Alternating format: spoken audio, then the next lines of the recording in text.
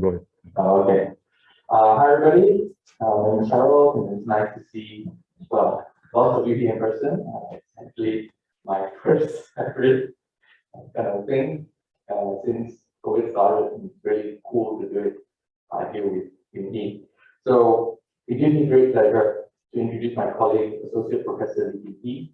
I think Jimmy is familiar to most people here in the department, but for those of you who have yet to have the pleasure of meeting him, He is, and I'm quoting from the Dean's recent email, an emerging international leader in the area of 3D computer vision, specifically in 3D contrast processing. He has done significant work in 3D vision and robotics lab. Jimmy is one of Singapore's homegrown scientists. He received his bachelor's with first class honors and his master's degrees from the ME department here at NUS. And now he heads the computer vision and robotic perception CVRP lab at SOC. Before joining NUS, he was a researcher at Merle and Cambridge, Massachusetts in the US. And prior to Merle, he did his PhD in computer science at ETHC in Tucson. In addition to his stellar research, he is an active member of the computer vision community. He serves as area chair and the organizing committee for the major publication venues, including CVPR, ICCPD, ECCD, among others. So today, Yingyi is going to share his work and insights on teaching machines to see our 3D world, and I, for one, am very much looking forward to his talk. Everyone, please join me in welcoming Yingyi. Thank you, and it's really a pleasure to be giving giving a live talk here in person after 2 years. That was a long 2 years, and I actually look forward to this talk because I look forward to seeing all of you here.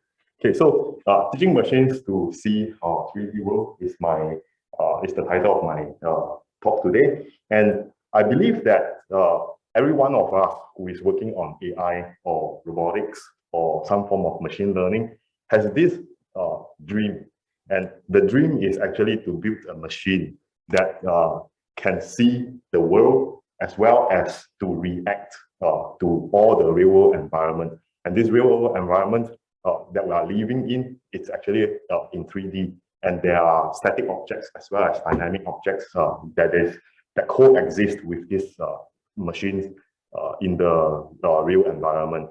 And in order to do that, this machine must be able to first perceive the environment. And that's the first step of a robot control scheme, where it will take in sensory information and then extract this raw information and process it into higher level information that is comprehensible to itself for the next step, which is to plan based on this model or based on this comprehensive information extracted from the perception to plan some missions.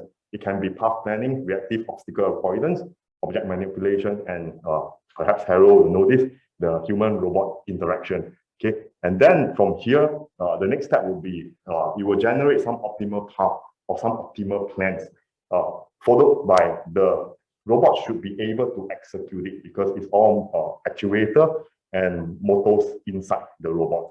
So this loop will go on. This see, think, and act loop will go on infinitely within the machine in order for it to achieve 24/7 long-term operation.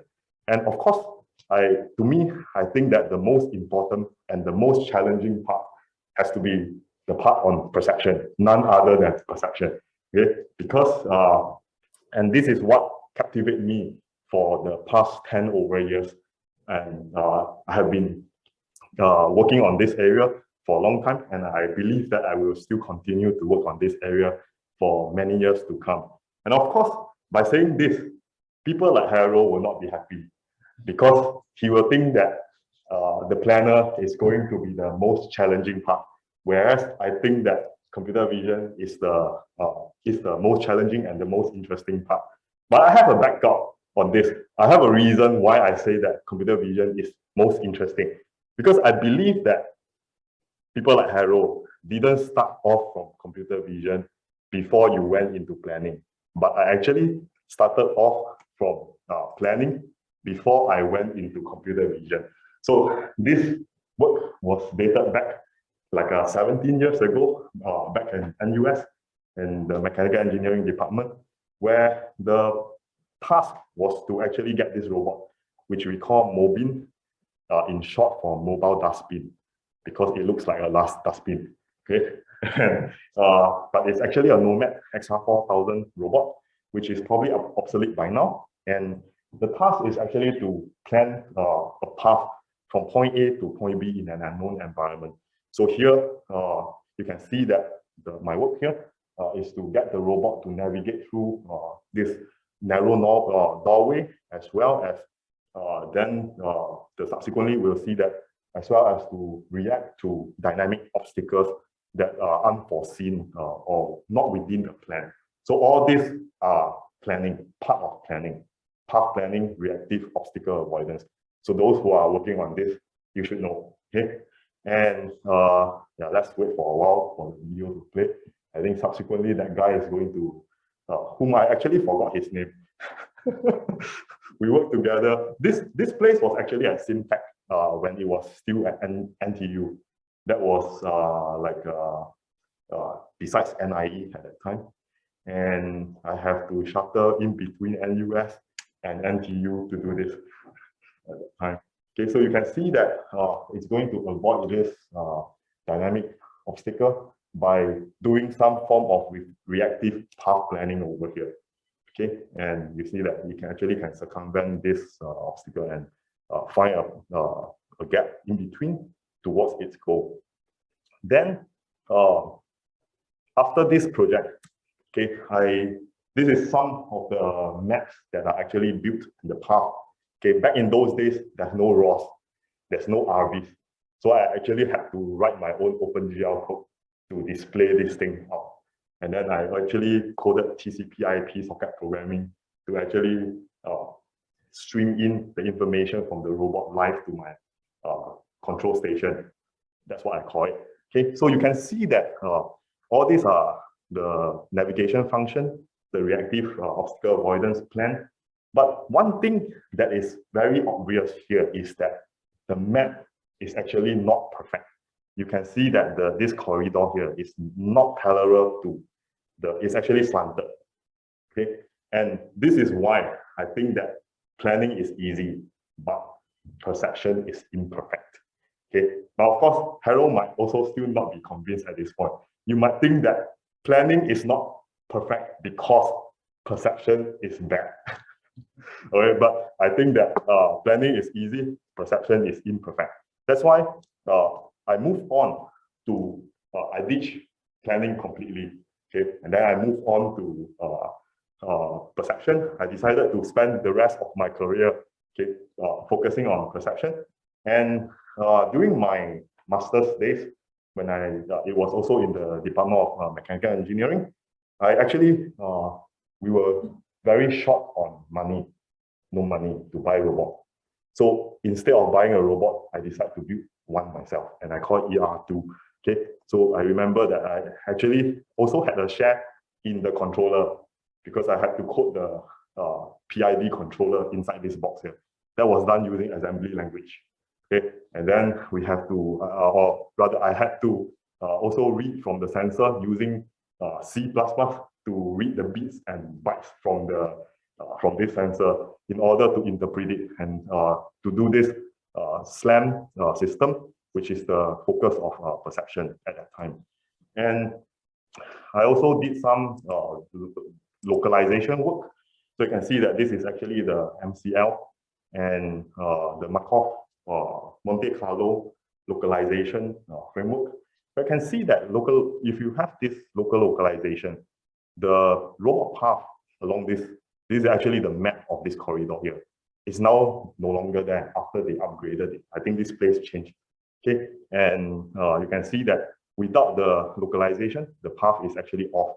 Okay, and also because it's a hassle to actually keep on trying on the robot because and then I decided to write my own simulator on on OpenGL. Okay, and also using some ODE solver to solve for the dynamics of the robot. So you can see that this actually loads a bitmap. You can actually draw using bitmap and then it loads up and the laser sensor actually will detect it as obstacles and free space.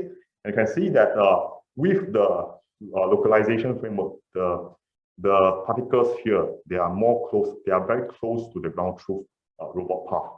Okay, and then from here, I asked myself at that point of time, what's actually missing? Okay, when I was doing this, I actually did this for like 2 years of my master's at NUS, and then I asked what's actually missing. The very obvious thing that is missing is that if I want to build a machine that is able to coexist with human and all the other entities, and in this world that human lives in, then it is actually very reasonable to equip the robot with a pair of eyes or with anything that can capture images. Therefore, at that point of time, I actually ditched everything that I had in Singapore, and I moved to ETH Zurich to do my PhD in computer vision, because I strongly believe that at that point of time, I strongly believe that computer vision is going to be the next big thing. And somehow I was, to a certain extent, correct. Okay, and therefore I started to work on image-based perception. And the reason why I'm so obsessed with camera as the main sensor is because it's low cost and lightweighted. This is one of the reasons. And therefore, we actually make use of this camera and mount it onto the drone. Okay. By the way, this was, if I'm not wrong, to the best of my knowledge, this should be the first drone in the world to be running autonomously on a computer vision algorithm. That was when we built this. It was in the year 2009. Okay, and we can do all sorts of things, but we're not controlling it with this thing here. You see a wire here, because this piece of equipment is so expensive. We cannot allow it to crash. Okay, it's like 20,000 euros to build this thing at that time. Okay, so another reason is that it has low maintenance and there's a very strong aesthetic appeal for camera, as compared to the state-of-the-art autonomous self-driving cars at the time, Stanley Jr., for the Google self-driving car. You can see that there's a very ugly thing that sticks up here, which spins, and that's the laser sensor. And anything that spins, as a mechanical engineer myself, okay, I know that this is going to cost certain maintenance cost. Okay, so in contrast to this, we actually built car in collaboration with Volkswagen. This is actually behind this. The building is actually the HQ of Volkswagen, and to embed cameras into the car. We'll see more about this later on. Okay, so and another advantage of camera as the main sensor is what I've mentioned earlier, that a picture is actually worth 1,000 words because it's so rich in information. And human also has a pair of eyes that can see the world. So it also makes sense for robots to be equipped with cameras such that it can actually gain a lot more knowledge than the LiDAR sensors. So to this end, I decided that at that time that we should, because I'm so obsessed, or we are so obsessed at that point of time with cameras as the main sensor. So we decided that why not, let's just throw in a bunch of cameras into the car. So therefore, in this particular project, the VCharge project, we actually equipped the car with a one front-looking camera and 2 side-looking camera, and 1 at the back to achieve omnidirectional field of view. But these cameras has no overlapping field of view or minimal overlapping field of view, and that's the challenge where I faced at that time in order to model this type of camera system. Okay, but before I go into my work to solve this multi-camera system, or otherwise known as the generalized camera system, let's look at the objective of the VCharge project. So imagine that you are the driver of this car. Okay, you drive yourself to the airport or to the train station, and then you drive yourself to the entrance of the airport or the train station. You get down the car. You just need to tell the car, go and park yourself. So that's what we are doing right now. Okay, it's able to, after your departure, it's able to drive towards the car park and then find an empty slot and then safely tuck itself into the empty slot over here. Notice that this is a real thing. There's no driver in it, and it's moving and tucking autonomously here. Okay, it's one of our demo during that time, which is conducted at the HQ of Volkswagen in Wolfsburg, Germany. So the whole city was actually built for this Volkswagen. Okay, so when you return to the airport, you just need to call from your mobile phone. The car will actually put up autonomously and come back to you and pick you up at the pickup point. So at the core of the autonomous self-driving car system is what we call the mapping and localization system.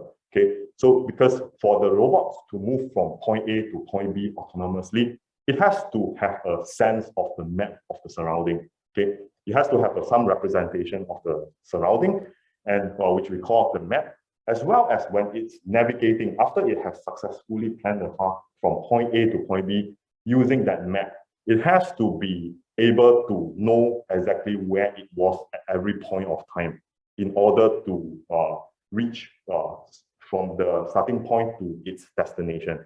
And so to achieve this, there are two parts in the system. There's an offline mapping stage where I use the multi-camera system to do motion estimation. This is what we call the visual odometry, where we build up the track, the car, and also build out the map at the same time. And then this will lead to something called the loop closure error. And we need some form of robust optimization to satisfy or to successfully close the loop. Now, once we get the map, the next stage is actually to do online localization, where I have a camera with the map, and I'm going to use this camera to look at the real world, as well as, and then I'm going to find out where am I, or where the robot is at every instance of time when it's looking at the real world. And so the first step here is to do motion estimation. And at that point of time when I started this project, there was this what we call the generalized epipolar constraint. By modeling this multi-camera system as one single system from this from Robert Pless at that time, it was actually published in 2003. Okay, but the problem of this is that, so if you have L and L prime here, which are actually the correspondence point modeled as Kluger light ray, okay, in the 3D scene. So the relation between this is actually essential matrix, which can be decomposed into a translation vector and a rotation matrix, as well as two rotation matrix over here. So the objective is to get the rotation matrix as well as the translation vector in order to know the relative pose between the cameras. Okay, this can be linearly formed into AX equals to 0, the homogeneous linear equation. Nonetheless, in order to solve for the 18 unknowns inside there, in order to solve for the null space of 18 unknowns X over here, we need 17 point correspondences, 17 constraints, and that brings us no fun at all, because it will lead to 600,000 Ransack loops in order to achieve robust estimation.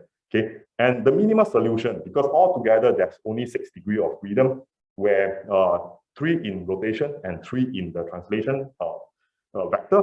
So altogether, we only need 6 point correspondences, but we will end up with a system of polynomial equations, which we can easily solve using Grundler basis. But this will lead to 64 solutions, and it's hard to disambiguate. Okay, and what I thought of at that time is that since the camera is mounted on the car, we can actually make use of the Aquaman motion constraint. This means that between 2 frames of the car or camera frames, it's actually constrained by the steering angle of the car. And this is actually some form of circular motion, which there are only 2 degrees of freedom, theta, the angle from the instantaneous center of rotation, as well as a translation vector rho. Okay, hence this will lead to a 2-point minimal problem, which will consist of only 17 Ransack loops. So it's very efficient. And for the first time, because back in those days at that time, the two papers who proposed this were largely theoretical. And for the first time, this has been realized on a real robot, where I actually use this to map out the whole area of for our demos. So this is the car park space, and I did a 3D reconstruction out of it.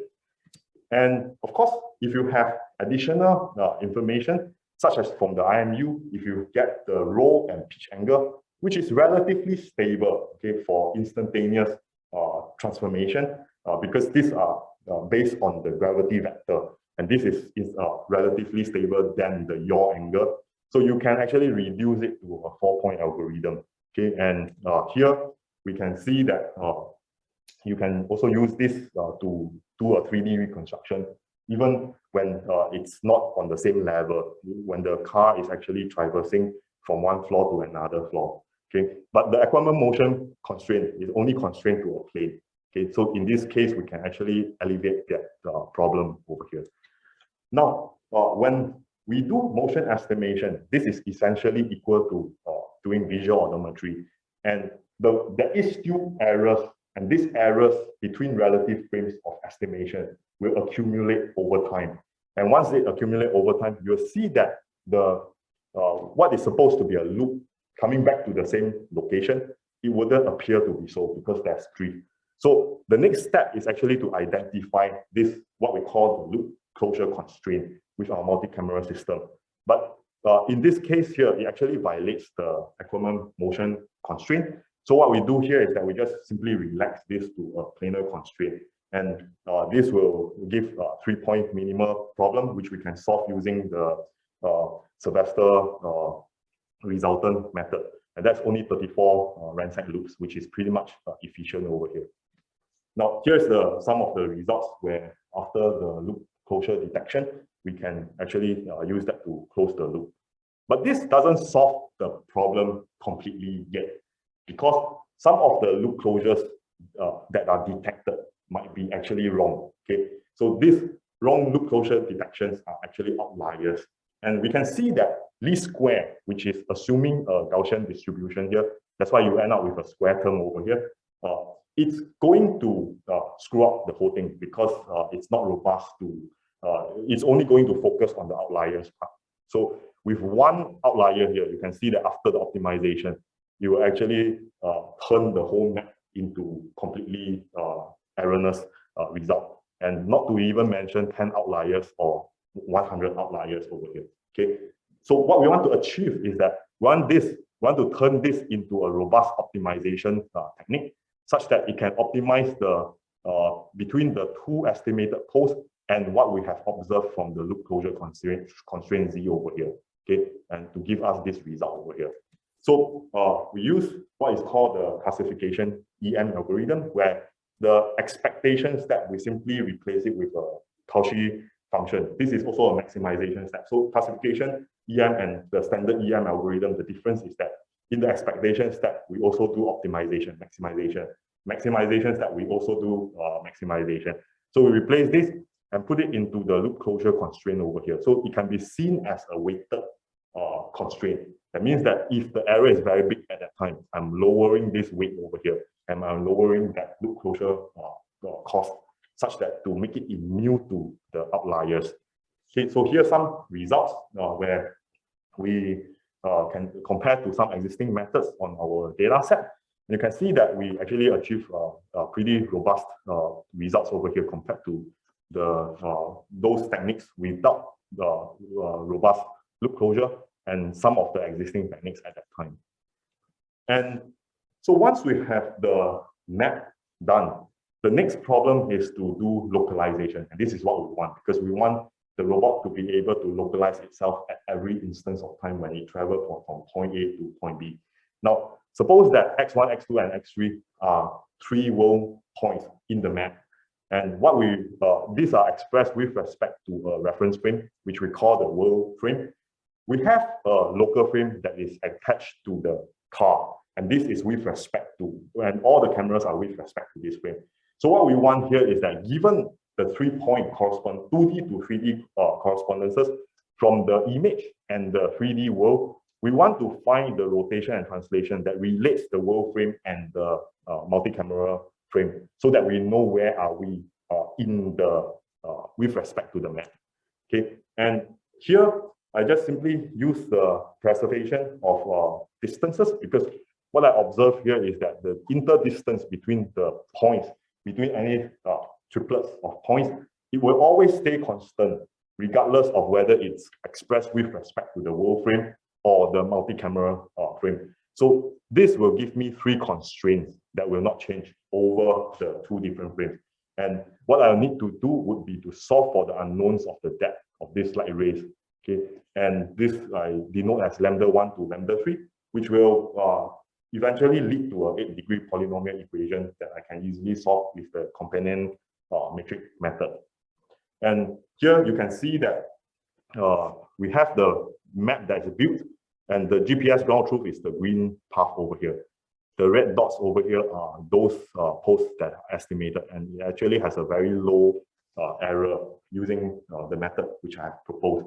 But you can see that there are some gaps over here. The reason is because this test and the map data, they are taken in a different time, totally different time. So the correspondences are not robust to time change when there are some changes in the appearance. Okay, and at that time, we were so obsessed with the multi-camera system, such that at the end of this V-Charge project, we thought that let's just go back to the working on the drone, and we'll just fix this multi-camera system on the hexacopter to do real-time SLAM on it, using some of the methods which I have proposed earlier. And then after I have left ETH, when I came to NUS, in the very beginning, when I came to NUS, I was very bored, okay, because I still do not have a lot of students. So I decided that I should work on a single author paper. And to extend the idea from of post estimation using point correspondences, just now I mentioned that work with doing point correspondences. So instead of doing that, I thought that it would be more stable to identify lines, because we actually live in a world full of lines. Okay, so therefore I formulate the same problem using line correspondences, and it turns out that there are 2 constraints from lines. Each pair of lines that is observed from each one of these lines in 3D that's projected onto 2D. The first constraint is from the Bruker line coordinate, because UC and BC here, they are orthogonal to each other. So I make use of this orthogonal constraint where the dot product of it should be equals to 0 to get the first constraint. And the second constraint is that this line in 3D and the 2D line here, they are parallel to each other. This means that the dot product, the cross product of this should be equals to 0. Okay, so the first constraint is using the dot product. The second constraint is using the cross product, should be equals to 0. So each line will give me 2 constraints. And altogether, I have 6 degrees of freedom to be solved, the rotation and the translation. So I'll need 3 pairs of lines to solve for this. And therefore, at that time, I was already here staying at Canville. Therefore, some of my colleagues see that this crazy guy going around taking photos okay, and to reconstruct the world in using lines. Okay, and then I tested out my localization or post estimation method out. You can see that the errors are actually pretty low, which means that it's actually quite accurate, and it actually runs very fast as well. So this can be used real time. Okay, so so much of the geometry, and just now I also mentioned about that when I do post estimation, the result that I show, there are some missing gaps in the localization. Okay, and I said that it's because of the 2D, 3D correspondences that we fail to detect. And this leads us to think that whether the reason is because of the cross modality change. You have a 3D point cloud and a 2D image. Okay, so it's not easy to actually establish the point correspondences here. So this leads us to think whether can we make use of deep learning, since everybody is talking about deep learning at that point of time, and we thought that let's just use deep learning to learn the descriptor. Okay, and it turns out that it's actually not that easy. Okay, the first work that we have done, although we show some results, it was actually the very first result on this. It tends to lead to very low matching count due to inherent differences in the modality. So it becomes very difficult. So in a later work or more recent work, DI2P, we thought that instead of directly learning the 2D, 3D matches, a network to match these 2D, 3D correspondences, we'll turn it into a classification problem. So the problem becomes this, that given an image and a point cloud, what I want to do is that for every point in the point cloud, I want to label whether is it inside or outside the frostum, given that image. Okay. So once I have this frostum, which of course I'm using a network to do this, and then once I have this frostum, I'll turn it into a post-optimization problem, which the cost is given by this guy over here. And what this cost simply means is that I want to find the pose of the camera such that the frostum aligns best with those points that are classified within the frostum of the camera. Okay. There's a question on the chat. What's the frostum? Frostum is the field of view. Okay, you have a camera and then you have the field of view. Okay, so this is a frostum, and we can turn it into a Gauss-Newton optimization. It's actually an unconstrained optimizer or optimization problem where we can simply use Google series to solve for it.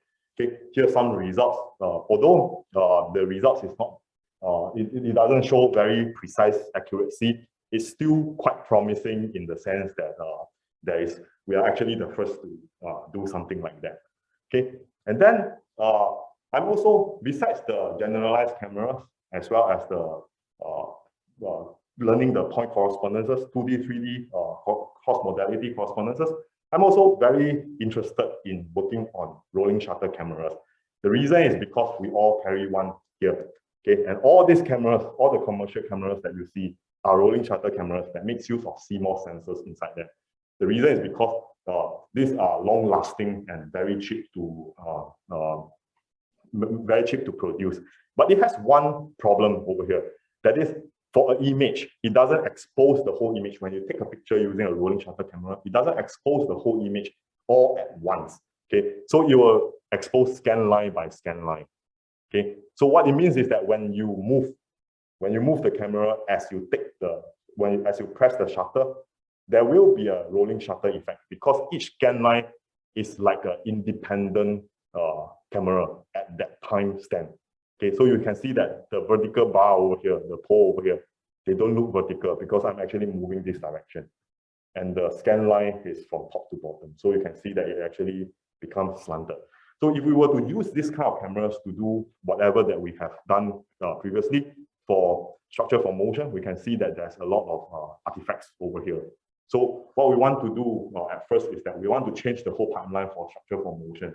So the first thing that we do is to introduce the rolling shutter camera model into bundle adjustment for sparse 3D reconstruction structure for motion, as well as to modify the plane sweeping algorithm for dense stereo at the later part of the pipeline.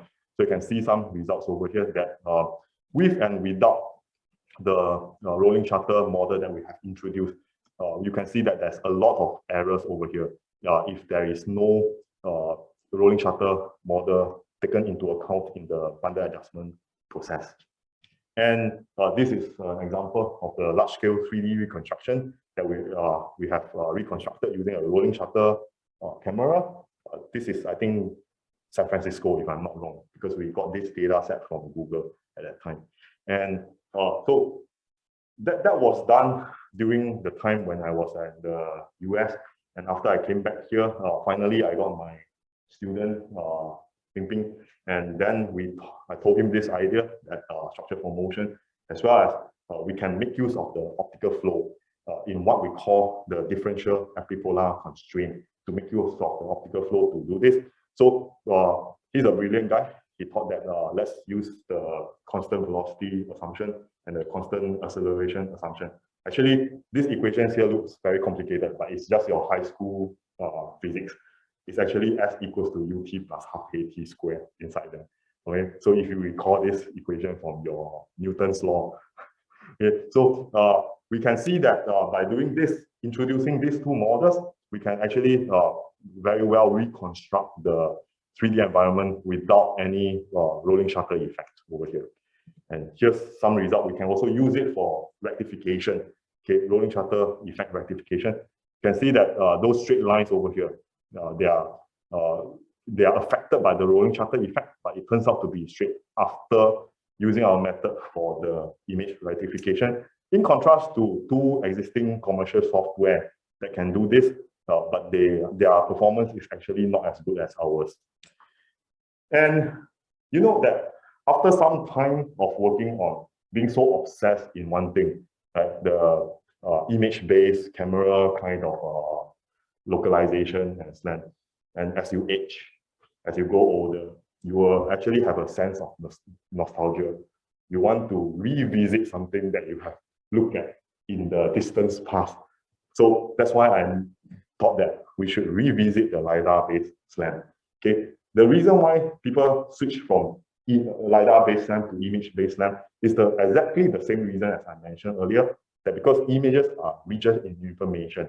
Okay, and there is also an inherent difficulty in doing loop closures when you do use a LiDAR to generate 3D point cloud, because it's very hard to recognize the point clouds the same area compared to images. So, but there is an advantage of using LiDAR sensor, because LiDAR-based reconstruction are always more precise. The reason is because that is inherently present in LiDAR compared to images, camera images. Okay, so this is why I made up my mind that we should actually revisit the LiDAR-based lens.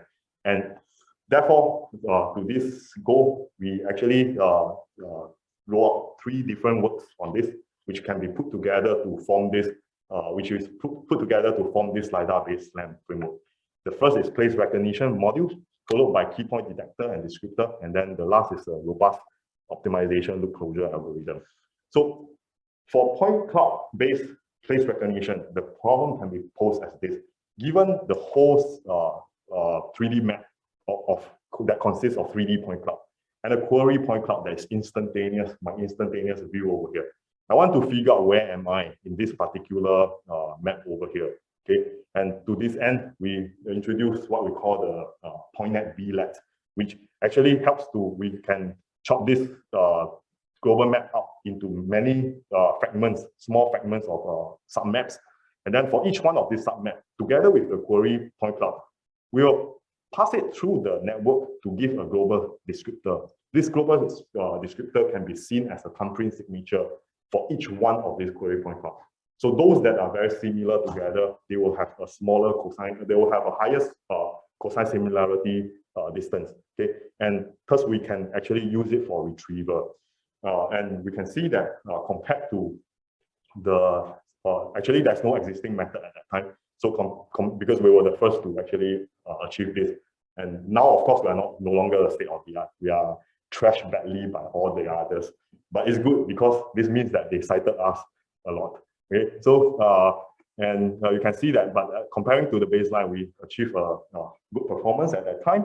And what's surprising here, or what's interesting here, is that we unknowingly also solved a long-standing problem in computer vision. That is, if I give you these 2 images and ask you whether they are the same place or not, you probably have to think for a second.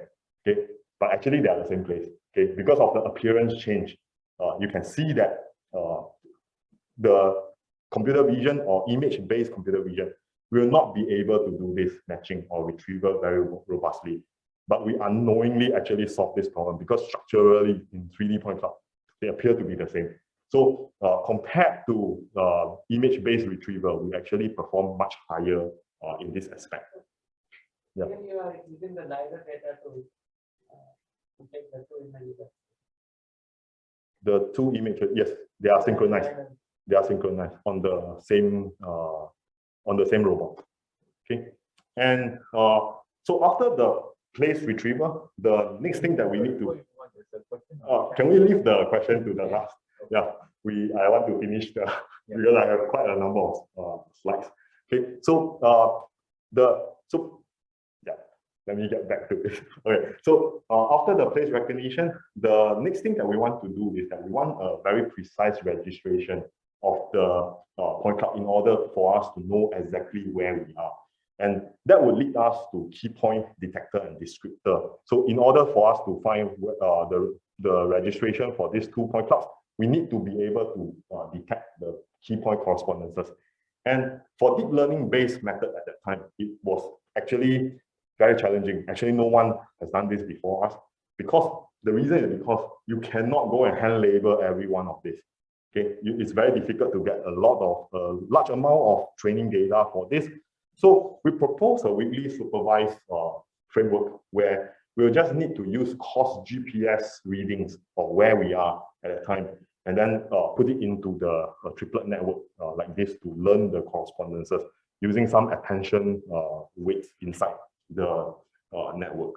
And you can see that using our method over here, compared to that, there exists some non-deep learning, which we call the traditional method, ISS and FPFH over here. But in contrast to our method, because we are learning from data, we are actually much higher performance over here.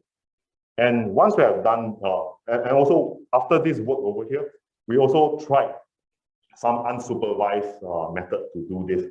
So essentially, this is just taking advantage of the equivariance over the ST3 transformation over here. So I randomly perturb this, the same the 3D structure, and then I learn a set of key points that can match up with each other under this transformation over here.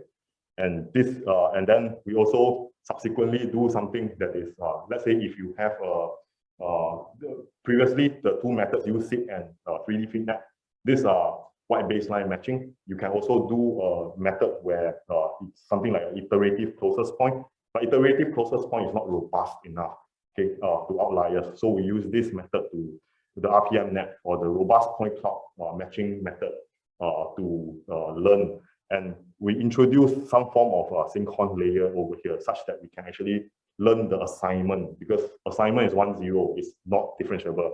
So we introduce this differentiable layer inside there. And after we have gotten the place recognition as well as the point cloud matches, the next thing is to put them all together to form a map. But as I mentioned earlier during my PhD days, the outliers will cause the map to be totally screwed up, and it's going to be the same here. So here we further extend the method which I have proposed several years ago to one that is such that we not just look at the loops, the post-graph loops that are wrong, we also want to detect these point matches that are wrong. Okay, so we'll formulate it into this graphical model here and solve it. But however, this is intractable, so we'll use the EM method to solve this.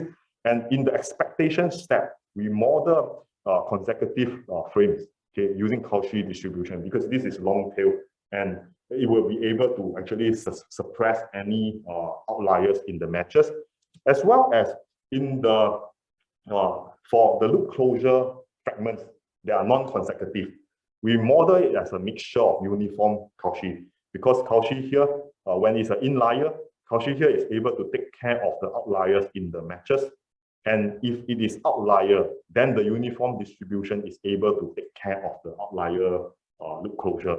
And then we can, in the maximization step, it can actually be reformulated into a unconstrained optimization problem, which we use Google Series for the optimization.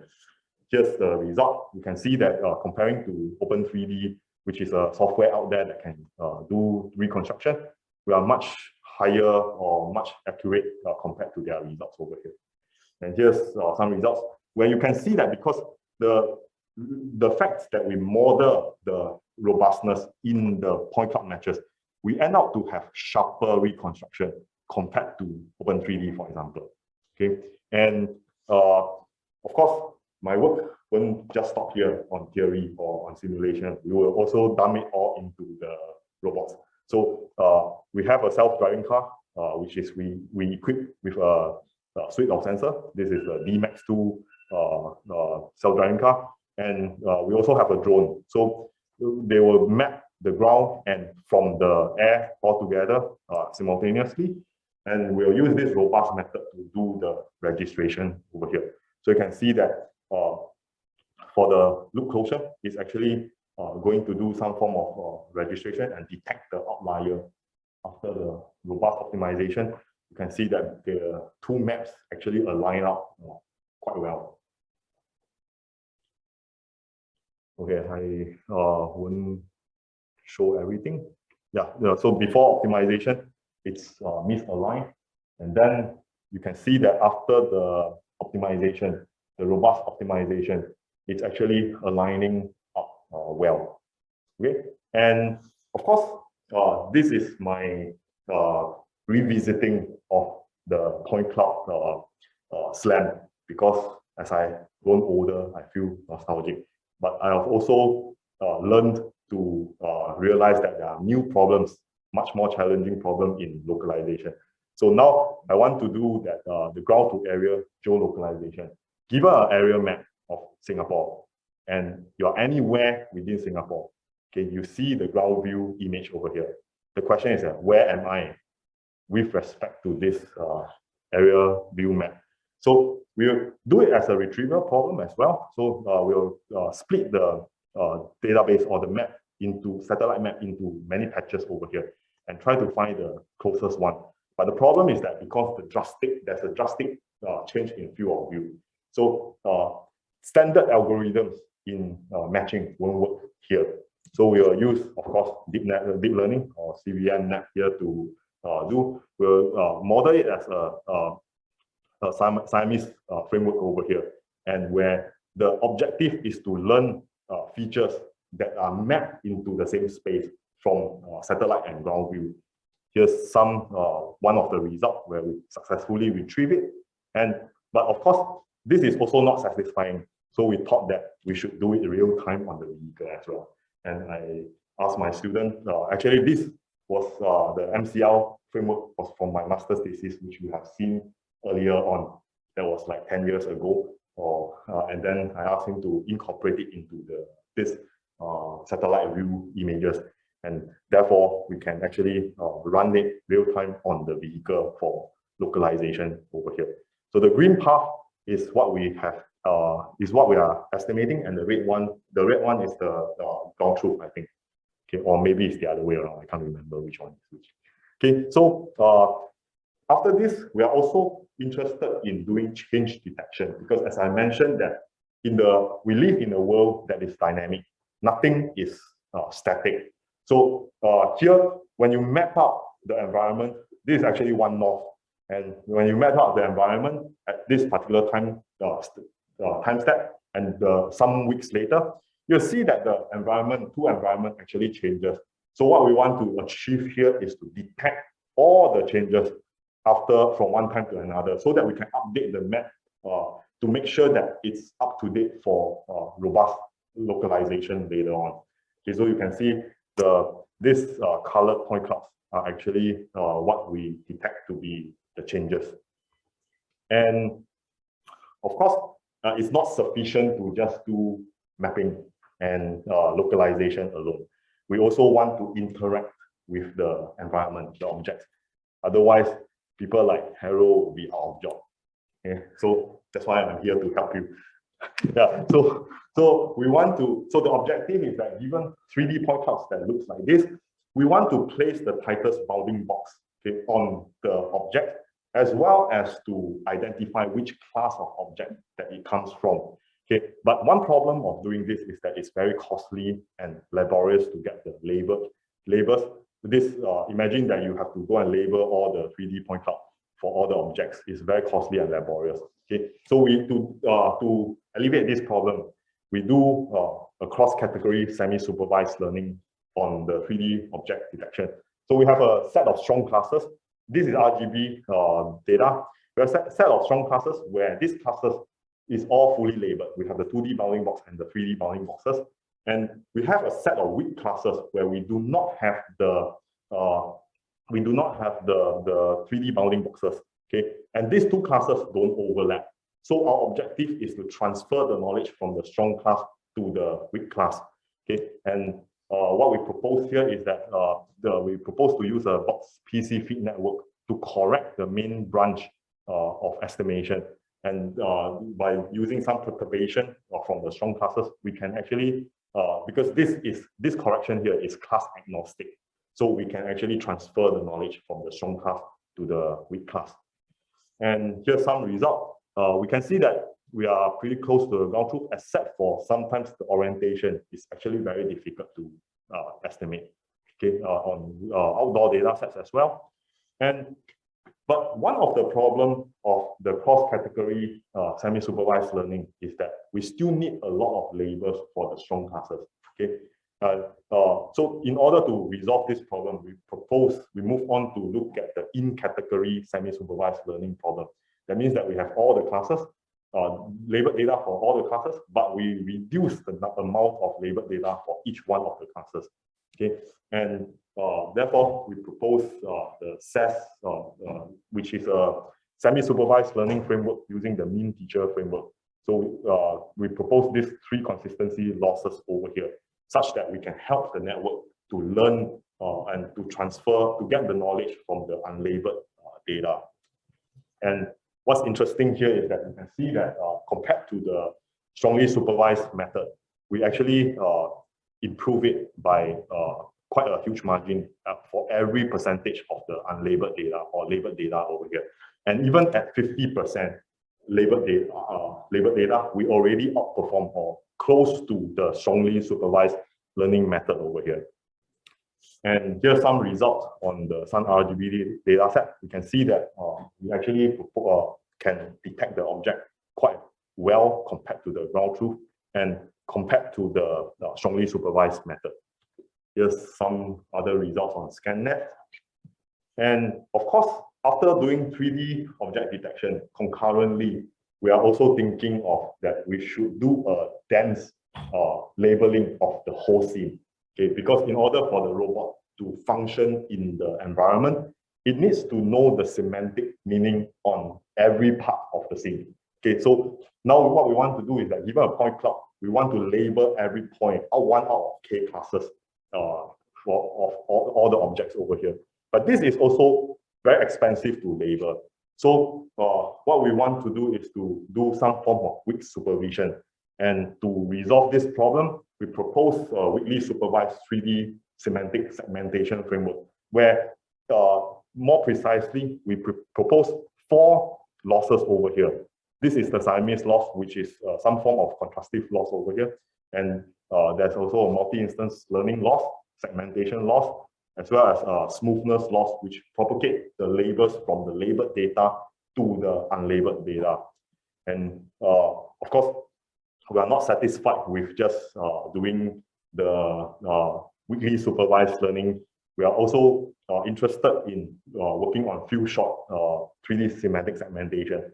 That means that if I have only a few labeled examples every point of time, I want to learn a network such that it can actually generalize to unseen classes given the few support sets.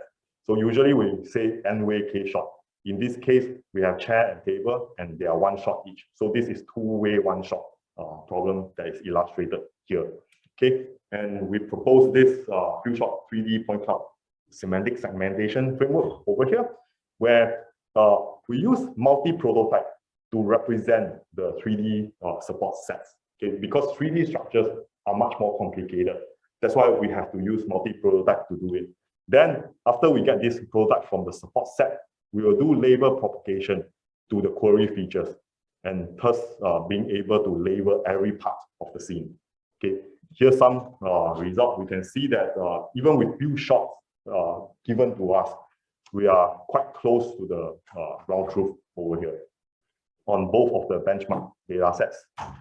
And of course, 3D object detection as well as semantic labeling on 3D point cloud, we are still not satisfied. We also want to do 6D object post estimation. Okay, so the difference between 6D object post estimation and 3D object detection is that 3D object detection is I want to place a tightest bounding box on the object and identify the class. 6D object post estimation is that given a CAD model of this object, for example, okay, I know the CAD model stored in my robot.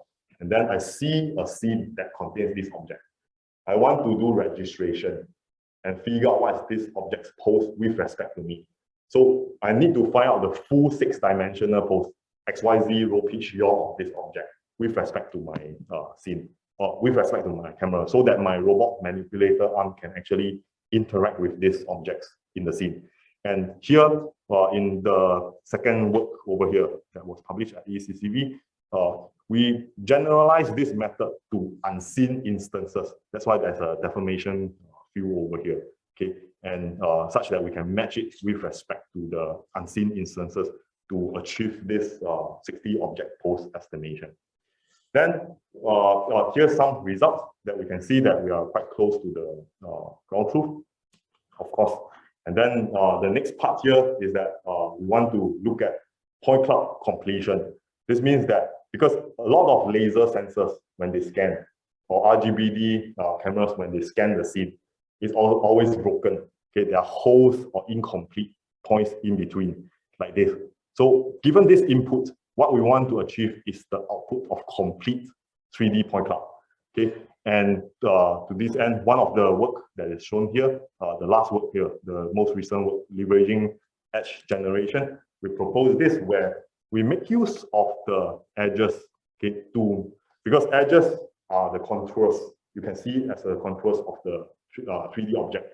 And this will actually help to strengthen the completion steps.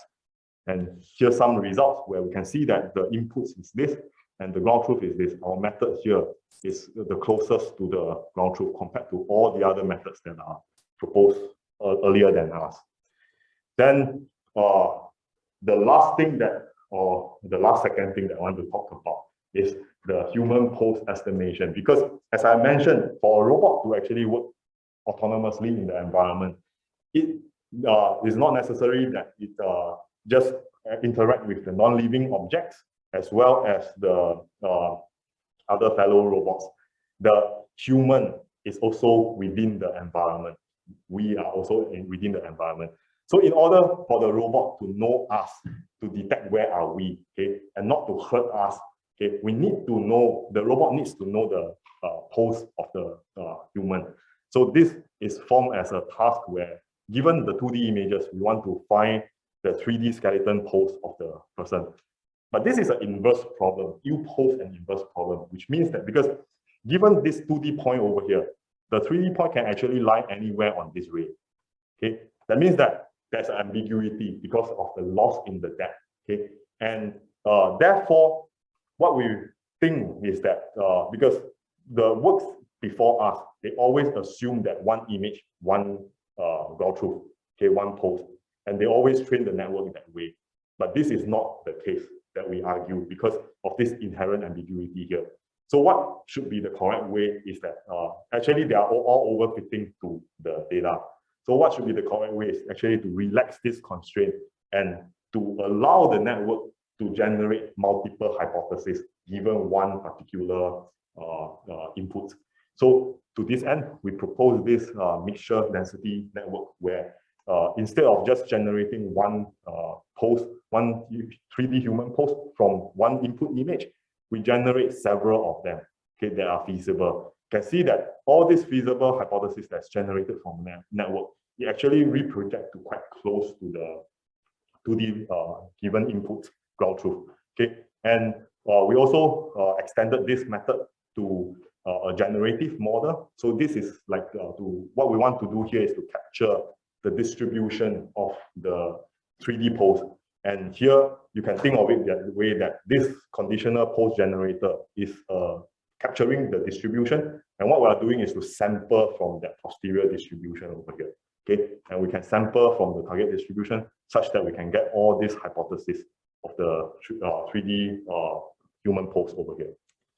That here's some results that we can see that it's quite good. And at that time, and another thing that we also want to look at in terms of 3D human pose estimation is that we want to predict the human poses. Okay, so that means that given T amount of seed frames that happens in the past, what I want to do is that I want to preempt what is going to happen in the next time step. So I want to predict what's going to happen to this human pose, so such that your car, self-driving car or robots can actually preempt what's going on in the scene to reactively avoid them. Okay, so but existing methods on this has some problems that it will always converge to what we call the mean pose problem. That means that you, after some steps of prediction, you will become stationary. Okay, and another problem is that it might actually generate implausible gestures over here. So we want to avoid this, and to do that, we propose, instead of a LSTM or RNN, we propose a sequence-to-sequence model using the convolutional network, which encodes long-term encoding as well as short-term encoding. So in terms of this, having this long and short-term balancing, we are able to actually capture, to predict the distant future, as well as not to forget what's happening in the past, to give us more higher pose with higher fidelity. So you can see here is our result compared to the ground truth and the existing method at that time. Here, this the top row here, you can see that it actually converges to some mean pose, while we are still able to generate some nice results over here. Okay, and then of course, at this point, you might also ask that why is it that we are only doing one person, one human in the scene? Okay.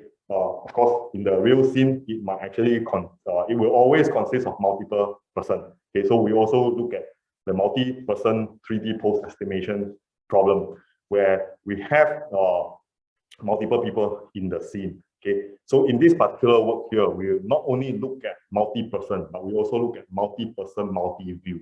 That means that I have an array of cameras that are fixed in the scene, and it's observing this the interaction of this multi-person in the scene. So here the challenge is that we want to find the correspondences that goes across the different views. Okay, and to do that, we actually combine geometry and deep learning. So in geometry, just now I mentioned plane sweeping algorithm, where we used to do dense stereo in 3D reconstruction. We embed this into this framework over here. So what we do here is that this is the target view. We sweep virtual planes across because we do not know the depth of the human pose in the scene. So we sweep this virtual plane across, and for every plane, we will generate hypotheses using homography to all the other reference view to check for the consistency. The one with the highest consistency is the correct depth. Okay, and then what we do here is that we make use of deep learning. So this will generate something called the plane sweep volume. Okay, which is a hypothesis, and we throw it into a deep network to directly use this plane sweep volume to regress the depth. So this means that the network is acting as a refinement to the geometry method to improve the accuracy. And we can see that here's some result that in fact is actually quite accurate at that time. I mean, now I think there's already one work or two works that actually surpasses us.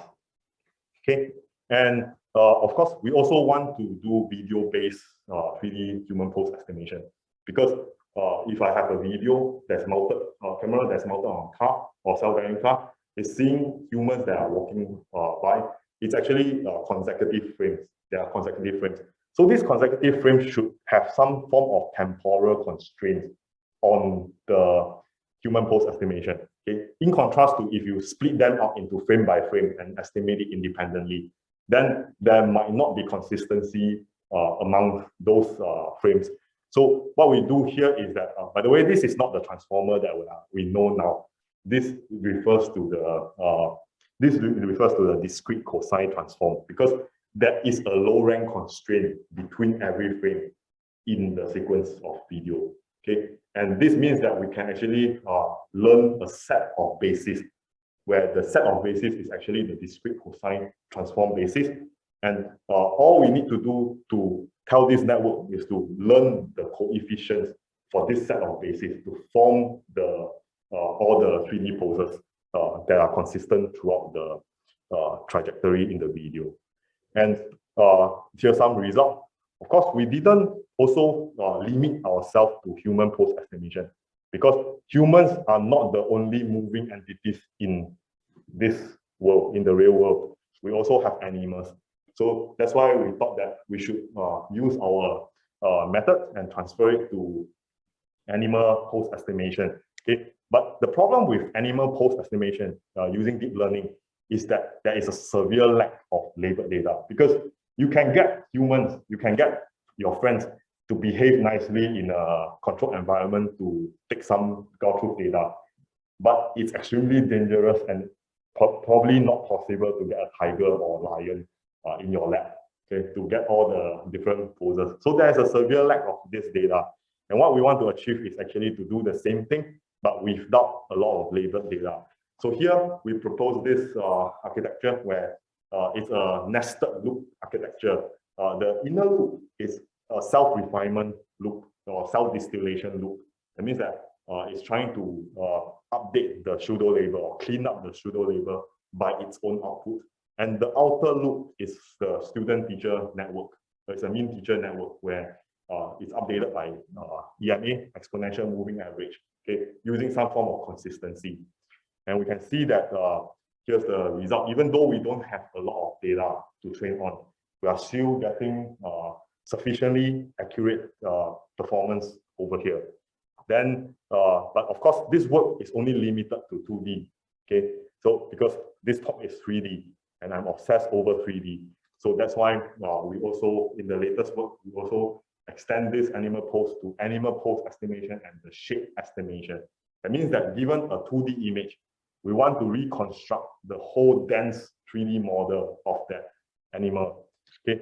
And then to this end, we actually make use of the one existing model, which is called the SMAL model. But this SMAL model, the small model, it has it's actually over constraining the parameterization of these meshes, of this mesh over here.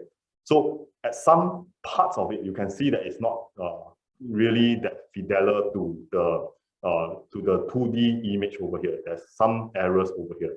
So what we thought here is that we'll relax this constraint, okay, and put it into a graph neural network to such that after we relax this constraint, it has more freedom to actually adjust towards the 2D observation.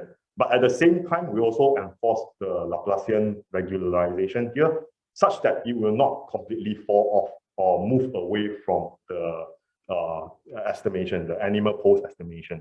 Okay, and here's some results that we can see that given just one image that looks like this, we can see that we have the pose over here, the dense pose over here. And now, after we have done human pose and the animal pose estimation, we also noticed that in object detection, that deep network has this problem, that is, it actually tend to suffer what we call the catastrophic forgetting problem. That means that if you train a network using some base classes over here, okay, and during inference time or during another time where you have more classes, which we call the novel classes, okay, and you want to train these novel classes on the same network without seeing the base classes, the network tends to forget, okay, what it has learned before. The correct way to do it is that you need both the base classes and the novel classes and retrain the whole network again. But this is very cumbersome. This is really very cumbersome to do, because sometimes you might not have the base classes available due to privacy issues. Okay, so that's why we want to actually alleviate this catastrophic forgetting problem over here. And in this static dynamic co-teaching for class incremental 3D object learning detection, we introduce a static feature which inputs or which try to supervise the network, the student network, into not forgetting the base classes. Okay, so this encodes the base class information, while the dynamic feature is actually conflicting the static feature by telling the student network to move towards the learning of the novel classes. Okay, so these two static and dynamic features, they will coexist together such that to impart knowledge to the student network, such that it will learn the novel classes as well as not to forget the base classes. Okay, here's some results over here where we can see that the green box is the base classes ground truth, and the blue boxes are the novel classes ground truth. And our this static dynamic co-teaching framework can actually detect all the framework without seeing the base classes during the incremental training step. Okay, so much of this, and I think this is the end of my talk, and I would like to acknowledge all my students and all my previous postdocs, as well as my collaborators who have contributed to all these works that I have talked about. So I would like to thank Jia Hao, who was my PhD student. He's now currently my postdoc, and of course Zhao Na, who is there, and she's also my previously my student, now my postdoc. Li Chen and Zijian, they are waiting for the defense, as well as Hong Na, who contributed to the incremental learning at the end, and very recently, and Si Xing, who contributed to the cross-view localization, and also Rang, who was my postdoc earlier, as well as Jia Xing. He has done a lot of work on 3D together with me, okay, as well as Meng Dan and Yu Xiang. He's actually mentioned in Pang Wei's talk yesterday, okay, and because Pang Wei mentioned that there's a FYP undergraduate student who came from NUS to Stanford, that's him, okay, and he was working with me at that time. And of course, the rolling shutter work that I've done with Ping Ping, as well as the semantic segmentation work that I've done with my postdoc Xu Xun and Ziquan, who did the revisiting of the SLAM, the point cloud based SLAM, as well as Xiao Gang, who did the point cloud completion, and Tian Meng, who did the 60 post estimation. So Pan Liang, he also contributed to the 60 post estimation together with Tian Meng previously, as well as Mika, who did the point cloud retriever, the PointNet VLab work. She was actually my MCOM student several years ago, and one of my collaborators from Johns Hopkins University, Chen He, who did the multi-person post estimation problem with me 2 years ago. Okay, so I would like to thank all these people who actually contributed to all my research so far. Okay, thank you.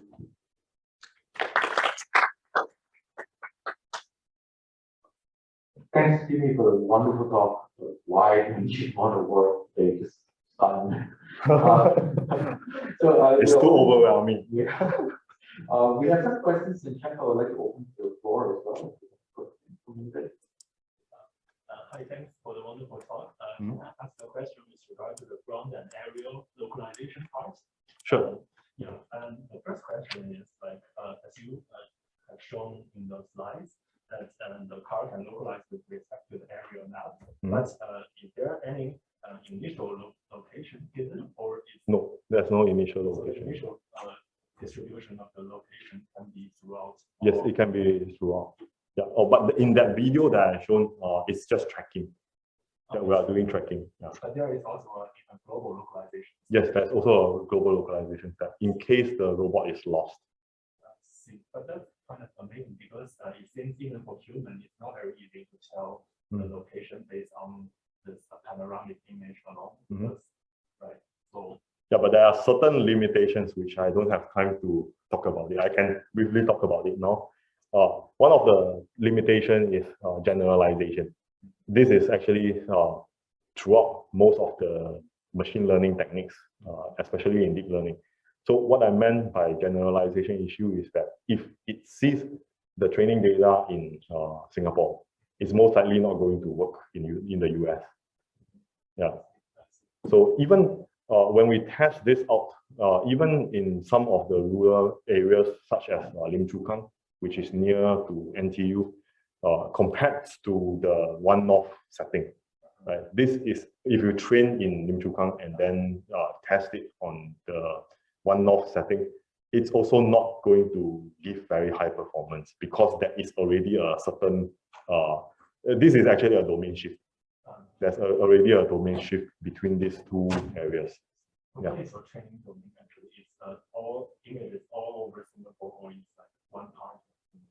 So because we don't have the images for the ground view images for all over Singapore, so we just focus on the rural and the urban environment. I mean areas, right? So usually we in this case here for this results over here, we'll collect all the data sets that's close by to one node, and then we split it into test and validation data set. I see. So both training and testing are done around one node. Yes, that's right. I see. And also, how far do you think is it applicable to the autonomous driving application? Because I mean, if it's doing well, then it will be very nice, because currently autonomous driving usually require the HD map and all the accurate localization technologies. But if we can localize with respect to area map, then it will be much more convenient. Yeah, that's also our thought as well, because if you have a satellite map, it's actually easier to obtain this satellite map. Yeah, because from the top down, rather than going into the street to map out every corner. Yeah. So the hope is actually this technology can be mature enough to actually do this. Yeah. But so the discrepancy, or maybe the gap here, is the generalization as you mentioned. Yes, and that's not trivial to solve. Yeah, especially when you don't see those domains, you don't see enough domains to do that. I mean, in fact, this is the future work that we are actually, or the current work that we are trying to look into, like this single source domain generalization or multi-source domain generalization.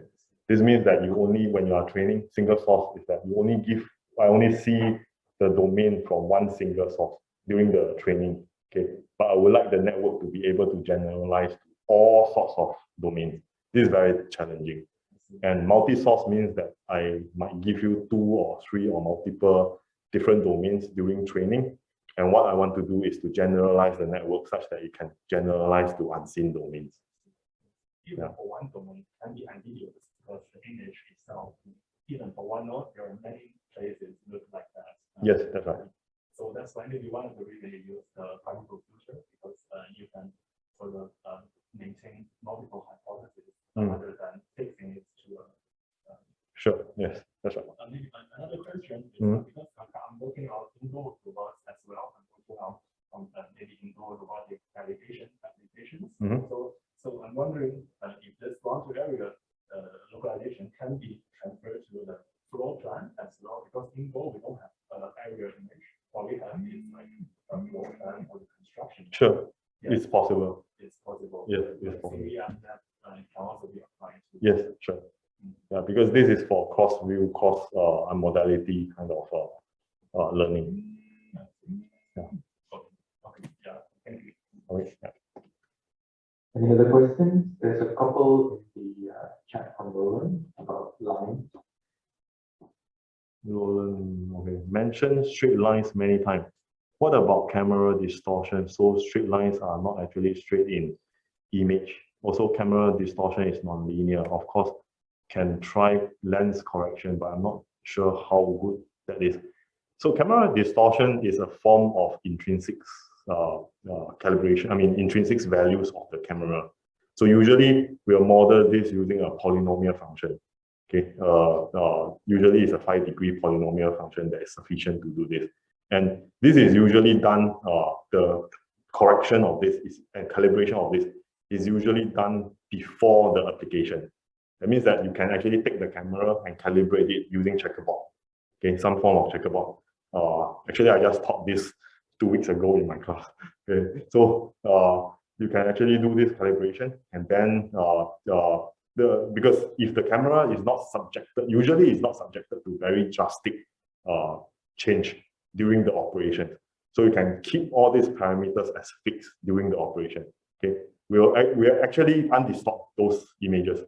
Otherwise, because those images that we use, they are actually fisheye camera with far more distortions than what we see in our normal regular cameras, like the cell phone cameras.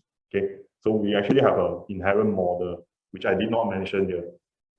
Okay. Give me, is Yeah. the distortion, is the distance affect the distortion?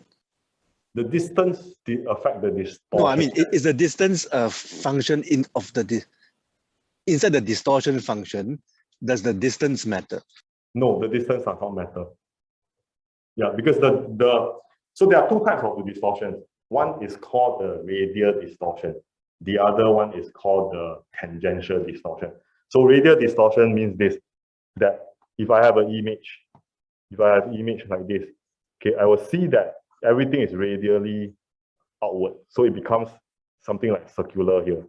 Okay, I mean, that means that if I have a straight line, I will see it as a curve as it goes closer to the border of the image.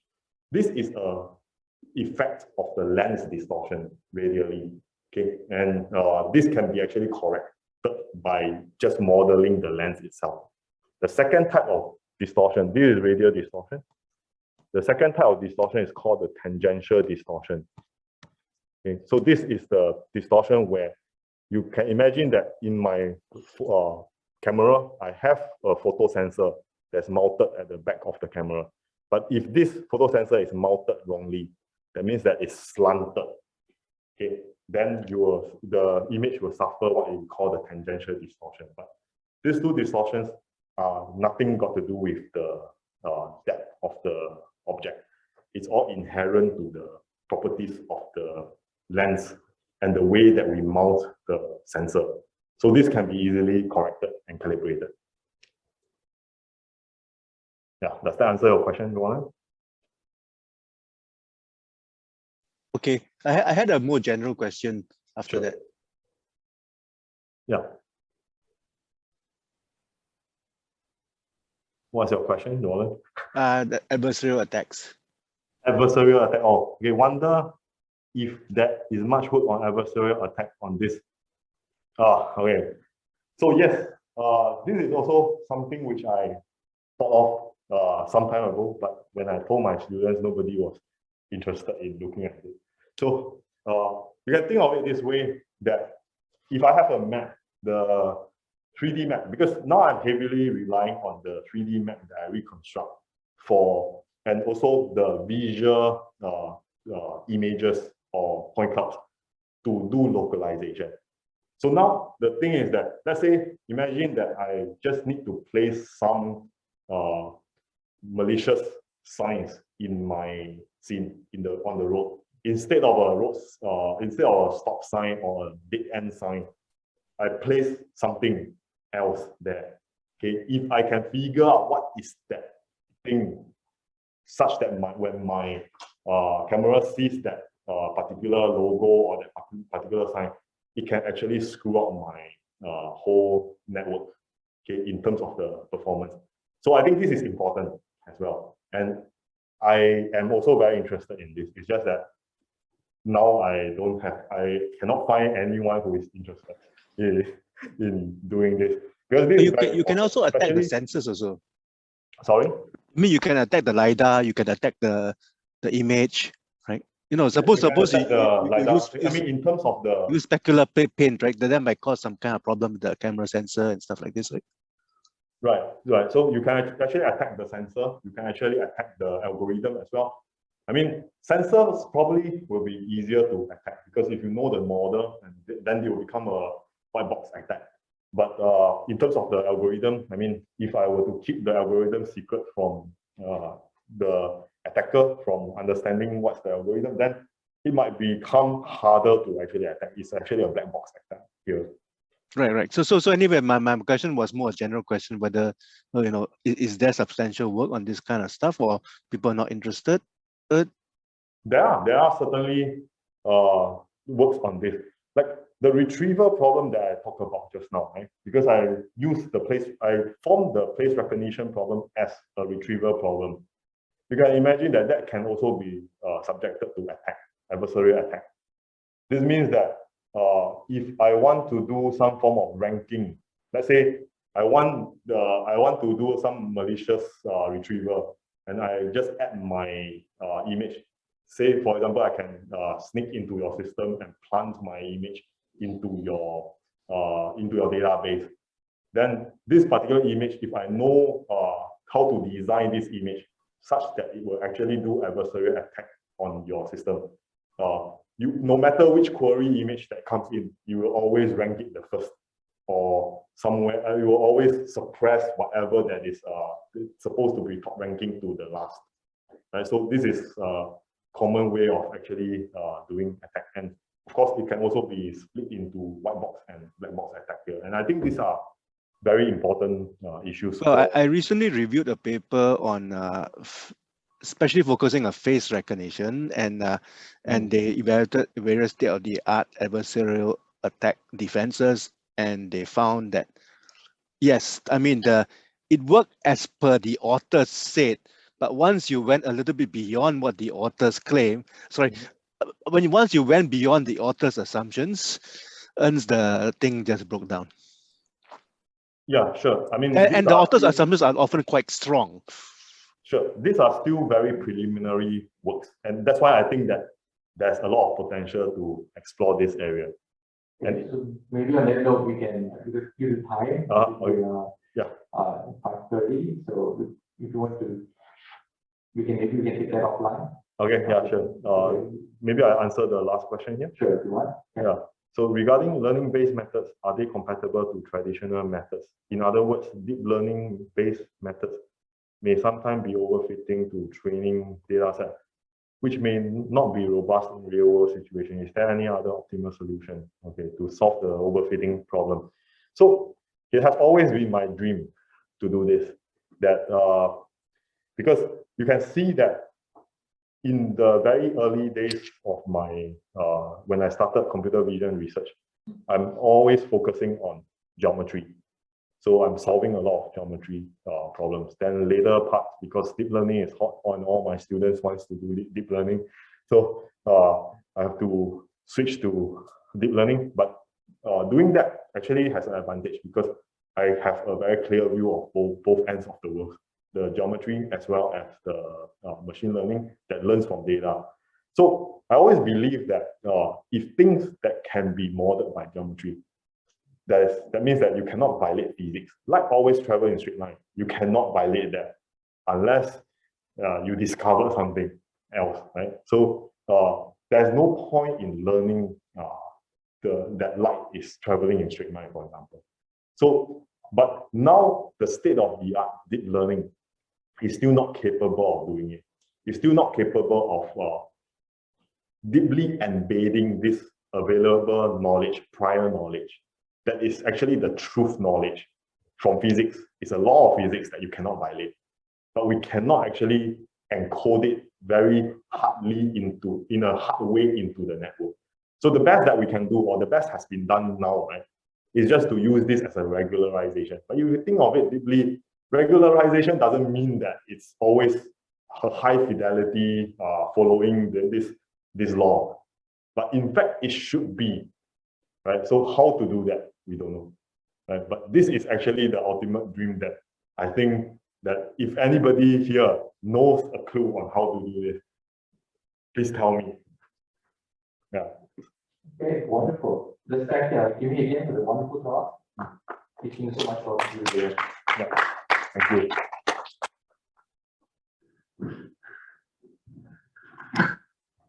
Here we go. Thank you all for attending. And if you want to get in touch, I'm sure Jimmy will be open for questions. Yeah, I'm still here. Yeah. So you can come and